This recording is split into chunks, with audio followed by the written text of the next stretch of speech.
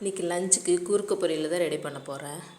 கூருக்கு நல்லா தோலெல்லாம் சீவி க்ளீன் பண்ணி எடுத்துகிட்டு சின்ன சின்ன துண்டாக கட் பண்ணி தண்ணிக்குள்ளே போட்டு வைக்கணும், இல்லைன்னா கருத்து போயிடும். அதனால் தண்ணியில் போட்டு வச்சுருக்கேன்.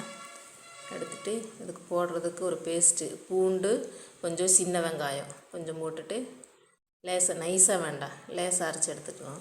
எடுத்துகிட்டு தேங்காய் ஒரு 1.5 ஸ்பூன் தேங்காய் போட்டால் தான் டேஸ்ட்டாக இருக்கும். அதனால் தேங்காய் 1.5 ஸ்பூன் ஊற்றிட்டு கொஞ்சமாக கடுகு, கொஞ்சம் கருவேப்பிலை,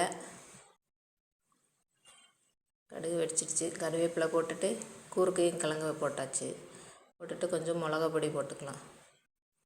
1 ஸ்பூன் போடுறேன், உங்களுக்கு தேவையான அளவு போட்டுக்கோங்க. மிளகா பொடியும் கொஞ்சம் உப்பு, கொஞ்சம் மஞ்சள் பொடி போட்டுட்டு இந்த பூண்டு பேஸ்ட்டு, வெங்காய பூண்டு பேஸ்ட்டையும் போட்டுக்கணும். போட்டுட்டு கொஞ்சம் தண்ணி ஊற்றிட்டு கலக்கி விட்டுணும். கலக்கி விட்டுட்டு ஒரு தட்டு போட்டு மூடி வச்சிடலாம்.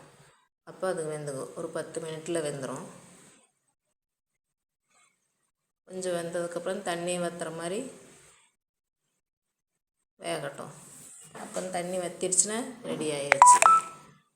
இது நல்லா டேஸ்ட்டாக இருக்குது. தயிர் சாப்பாடு, ரச சாதத்துக்குள்ள சாப்பிட்றதுக்கு நல்லா டேஸ்ட்டாக இருக்கும். ட்ரை பண்ணி பாருங்கள்.